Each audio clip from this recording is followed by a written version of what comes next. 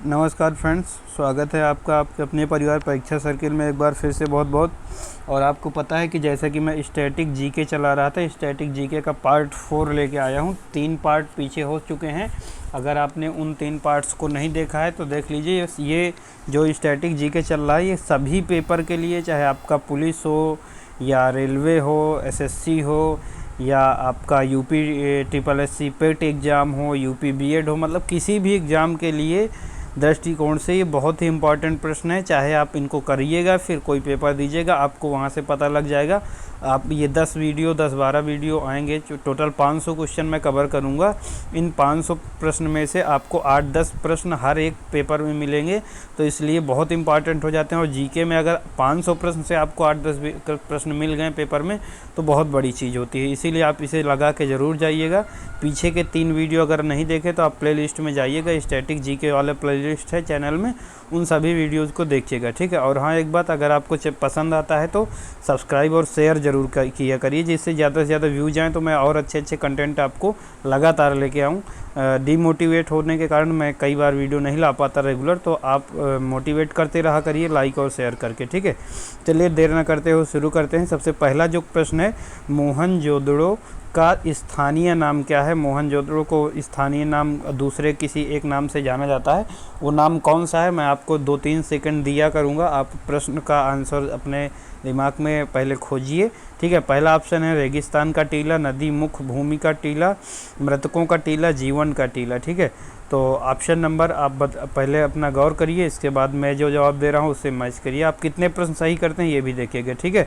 25 प्रश्न लेके आया हूँ, तो इसमें आंसर नंबर आपका गा सही है, मृतकों का टीला, ठीक है। मोहनजोदड़ो का जो दूसरा नाम है वो मृतकों का टीला के नाम से जाना जाता है, ठीक है। नेक्स्ट प्रश्न आपका है, बुद्ध वंश किससे संबंधित है, मतलब निम्न में से कौन बुद्ध वंश से संबंधित थे, ठीक है। या ज्ञात्रक थे, मौर्य थे, कुरु थे या सांक्य थे। आपको ये ऑप्शन बताना है, ये वाला प्रश्न, ठीक है। तो आप एक बार पहले अपने से देने की आंसर कोशिश किया करिए इसके बाद, ठीक है। चलिए मैं बता दे रहा हूँ, घा इसका आंसर कौन सा है, घा नंबर, ठीक है। चलिए नेक्स्ट प्रश्न की ओर बढ़ते हैं। प्रथम बौद्ध परिषद कहाँ आयोजित हुई थी, ठीक है। आपको पता है कि 4 बौद्ध परिषद आयोजित हुई हैं, उनमें से प्रथम कहाँ आयोजित हुई थी ये आपको बताना है, ठीक है। ऑप्शन है वैशाली, कश्मीर, राजगृह और पाटलिपुत्रा, ठीक है। तो इनमें से कौन सा आपका उत्तर होगा जहाँ पहली बार आयोजित हुआ था। इसमें और भी प्रश्न आते हैं कि पहली बार कहाँ आयोजित हुआ था, उसके अध्यक्ष कौन थे, दूसरी बार कहाँ आयोजित हुआ था। तो अगर आप ये सब सारी जानकारी जानना चाहते हैं तो कमेंट करके बताइएगा। मैं आपको अगले वीडियो में एक ट्रिक के साथ सभी बौद्ध परिषद याद करने की ट्रिक बताऊंगा, जिससे आप उसके अध्यक्ष और कहाँ और कब हुआ था ये सब कुछ आप एक ही ट्रिक से याद कर पाएंगे, ठीक है। तो यहाँ का आपका उत्तर हो जाएगा ऑप्शन नंबर गा, ठीक है। राजगृह, जो पहली बौद्ध परिषद आयोजित हुई थी, कहाँ आयोजित हुई थी, राजगृह में, ठीक है। नेक्स्ट क्वेश्चन है, जैन धर्म का पहला तीर्थकर किसे माना जाता है, कौन है। पार्श्वनाथ, महावीर स्वामी, ऋषभदेव और अजीतनाथ। इन 4 में से कौन सा ऑप्शन होगा बताइए, ठीक है। तो जो इसका सही उत्तर है वो मैं बता दे रहा हूँ, गा नंबर, ऋषभदेव। इसका सही उत्तर क्या है आपका, ऋषभदेव, ठीक है। ऋषभदेव इसके पहले तीर्थकर थे जैन धर्म के, ठीक है। नेक्स्ट आपका जो प्रश्न है, महावीर ने परिनिर्वाण कहाँ प्राप्त किया, ठीक है। महावीर ने परिनिर्वाण कहाँ प्राप्त किया, पावा, वैशाली, सारनाथ, श्रवण बेलगोल, ठीक है। तो इतने सारे ऑप्शन हैं, जो भी इसका उत्तर हो आप उसे बता सकते हैं, ठीक है। तो इसका ऑप्शन नंबर कौन सा सही होगा, आप आशा करता हूँ कि आप लोग अपने माइंड में बताते चल रहे होंगे, ठीक है। इसका उत्तर है ऑप्शन नंबर ए, पावा। महावीर जी ने का परिनिर्वाण जो हुआ था 468 ईसा पूर्व। परिनिर्वाण का मतलब है मृत्यु, ठीक है। तो 468 ईसा पूर्व हुआ था, कब, 468 ईसा पूर्व, ठीक है, हुआ था, ठीक है। इसे महापरिनिर्वाण कहा जाता है पाली सिद्धांत में, ठीक है।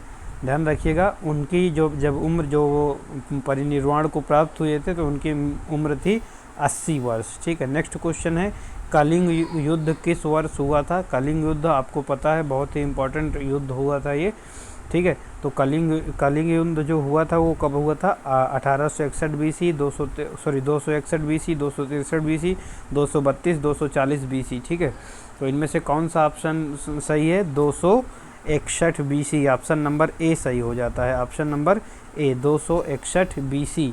ठीक है, तो आपको पता है सम्राट अशोक और राजा चैत्रराज के बीच हुआ था। दो राजा थे, सम्राट अशोक और राजा चैत्रराज के बीच हुआ था इसमें। इसके बाद कलिंग के युद्ध के बाद ही आपके जो अशोक थे बहुत ज़्यादा इसमें डेथ हुई थी लोगों की, तो इससे उन्होंने फिर युद्ध करना छोड़ दिया था और बाद में चले गए थे जंगल के लिए। ठीक है, तो इसके बारे में भी आप पढ़ सकते हैं, बहुत सारा और कई सारे पॉइंट भी पूछे जाते हैं सम्राट अशोक से रिलेटेड। ठीक है, नेक्स्ट प्रश्न, निम्न में से किनके सिक्के संगीत के प्रति उनका प्रेम दर्शाते हैं। मतलब किस साम्राज्य के सिक्के थे जिनसे पता चलता है कि ये संगीत के प्रति प्रेम था, इनका संगीत को पसंद करते थे। तो ऐसे कौन से शासक थे, मौर्य शासक, नंद शासक या गुप्त, चोल, कौन से थे। तो ऑप्शन नंबर आप इनसे अपना चूज करिए।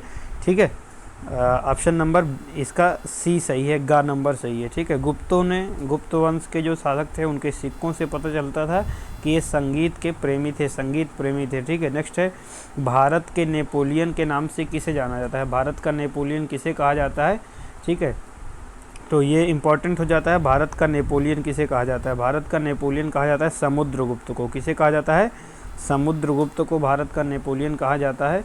ये गुप्त राजवंश के चौथे शासक थे और चंद्रगुप्त प्रथम के उत्तराधिकारी थे। ठीक है, ध्यान रखिएगा, चंद्रगुप्त प्रथम के उत्तराधिकारी और गुप्त राजवंश के चौथे राजा थे।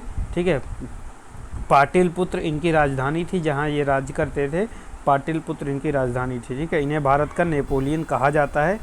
अगला प्रश्न है, मिहिर भोज राजपूतों के किस वंश से संबंधित है। मतलब मिहिर भोज जो राजपूत थे वो मिहिर भोज एक नाम है, वो राजपूतों के किस वंश से संबंधित थे। राजपूतों के वंश आपको पता है, प्रतिहार, राठौर, परमार, चौहान, ये सब राजपूत वंश थे। इनमें से मिहिर भोज किस वंश के थे।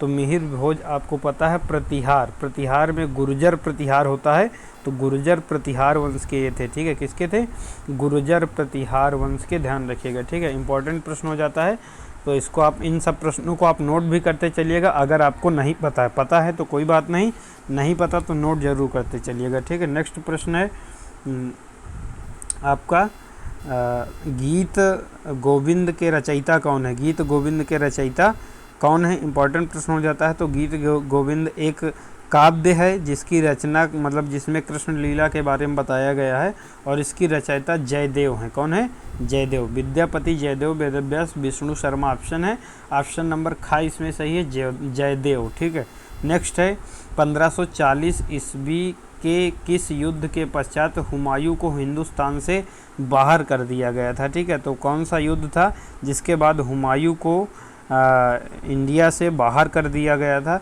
ये प्रश्न इम्पॉर्टेंट हो जाता है। ठीक है, आपको इसको सही से देखना है और इसे याद भी करना है। साथ साथ मैं कहूँगा कि आप अपने कापियों में भी इसको लिखते चलिए। अगर आपको प्रश्न का उत्तर नहीं पता है तो कोई बात नहीं, लेकिन नहीं पता तो आप अपने कापी में ज़रूर नोट डाउन करिएगा। ठीक है, तो ऑप्शन है दौरा, सूरजगढ़, कन्नौज और चौसा।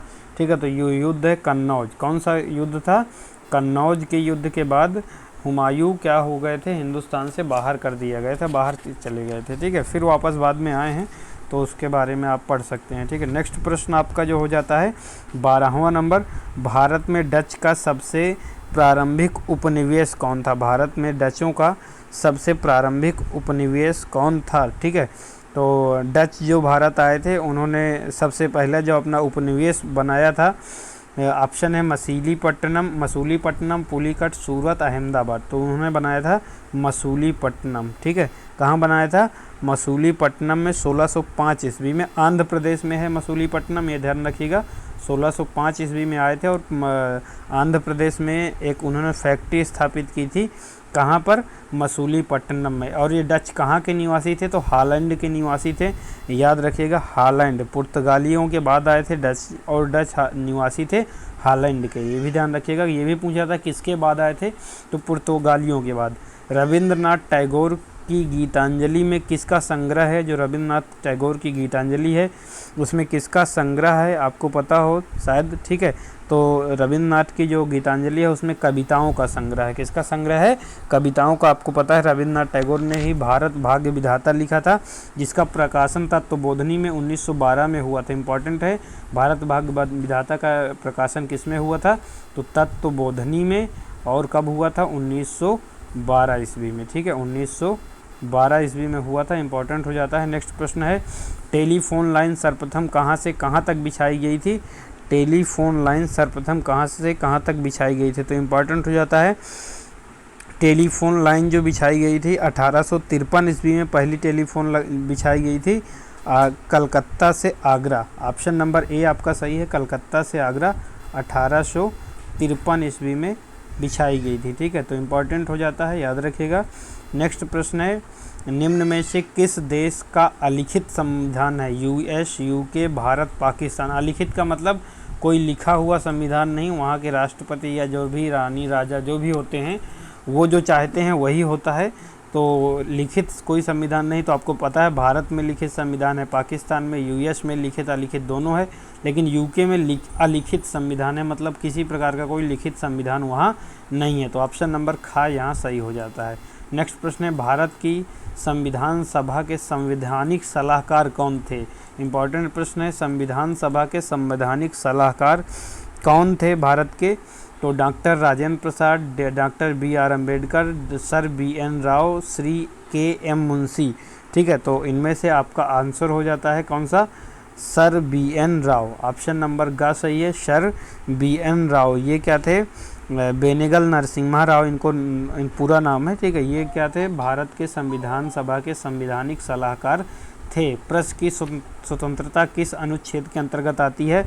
भारतीय संविधान में प्रेस को स्वतंत्रता दिया गया है और उसे चौथा स्तंभ कहा गया है। तो ये किस अनुच्छेद के अंतर्गत आता है? अनुच्छेद 19, अनुच्छेद 21, अनुच्छेद 14, अनुच्छेद 16। तो ऑप्शन नंबर सही है अनुच्छेद ऑप्शन नंबर आपका सही है ए अनुच्छेद 19। कौन सा अनुच्छेद?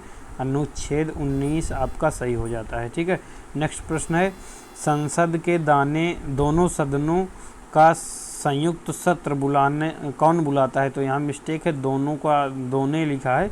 ठीक है, तो दोनों होना चाहिए। क्या होना चाहिए? दोनों। ठीक है, तो दोनों सदनों का संयुक्त सत्र जो बुलाता है वो कौन बुलाता है?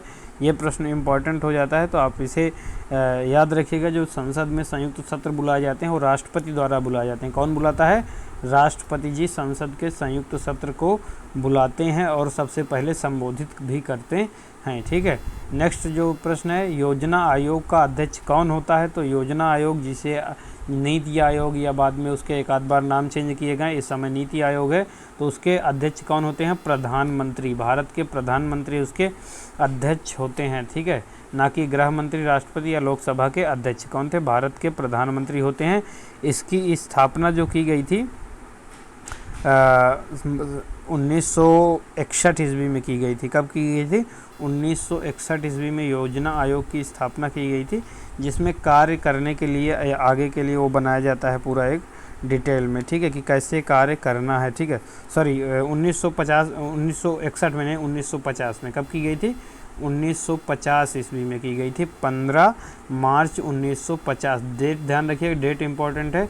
पहली बार जो योजना आयोग का गठन हुआ था 15 मार्च 1950 ईस्वी को। संसार की पहली महिला प्रधानमंत्री किस देश की थी? तो संसार की पहली महिला प्रधानमंत्री किस देश की थी? तो ये बिल्कुल सिंपल और इम्पॉर्टेंट प्रश्न है। भारत, इजराइल, श्रीलंका और पाकिस्तान। तो आप गेस करिए, आपका आंसर नंबर हो जाता है गा। ऑप्शन नंबर गा, श्रीलंका। श्रीलंका में सिरिमाओ भंडार नायके, ये नाम भी याद रखिए, सिरिमाओ भंडार नायके श्रीलंका की प्रसिद्ध राजनीतिक थे, जो विश्व में पहली महिला प्रधानमंत्री बनी थी। बहुत ज़्यादा पूछा था, नाम पूछा जाता है कि निम्नलिखित में से कौन सी अपने देश की प्रथम प्रधानमंत्री थी, तो ये ध्यान रखिएगा, पहली बार विश्व में। भारत का सबसे बड़ा संघ राज्य क्षेत्र कौन सा है? तो भारत का सबसे बड़ा संघ राज्य क्षेत्र जो है वो कौन सा है, आपसे पूछा गया है।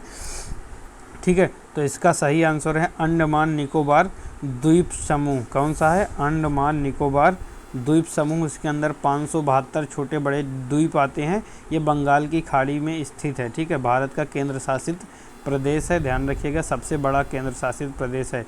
भारत में सबसे ऊंची चोटी कौन सी है? तो बिल्कुल सिंपल सा प्रश्न है, आप सभी लोग जानते होंगे। भारत में सबसे ऊंची चोटी K2 है। क्या है?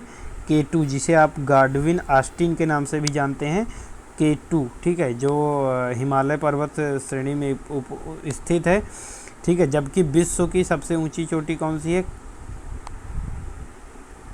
कंचनजंगा, ठीक है,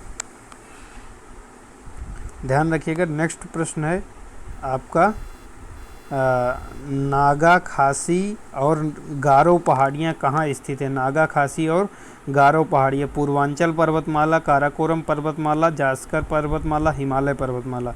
तो गेस करिए आप लोग, ये इंपॉर्टेंट प्रश्न है, ठीक है। तो ऑप्शन नंबर घ हो जाता है। मैं आपको फिर से बता दे रहा हूँ, ये सभी प्रश्न आपके किसी भी एग्ज़ाम के लिए, चाहे आप किसी भी कंपटीशन का एग्ज़ाम देने जा रहे हो, बीएड प्रवेश परीक्षा हो, पीटी एग्ज़ाम हो, यूपीटीसीएस के अन्य कोई एग्ज़ाम हो, पुलिस एग्ज़ाम हो, आर्मी हो, एसएससी हो, रेलवे हो, हर सभी एग्ज़ाम के लिए आपके प्रश्न इम्पॉर्टेंट हैं। भारतीय प्रायद्वीप की सबसे लंबी नदी कौन सी है?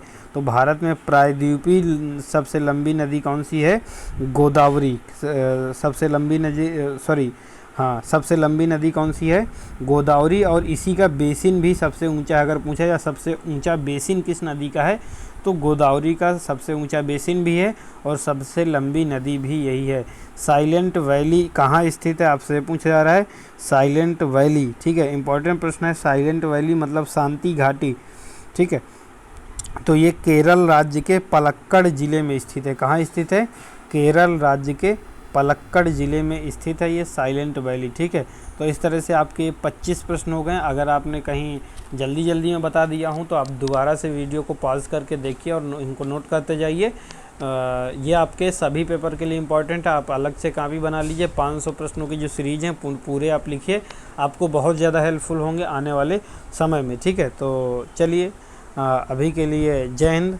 और आप लोग शेयर ज़रूर करिएगा अगर आपको वीडियो पसंद आते हैं, और अधिक से अधिक शेयर करेंगे तो मैं मोटिवेट रहूँगा और आपको अच्छे वीडियो ला के ज़रूर दूँगा, ठीक है। जय हिंद।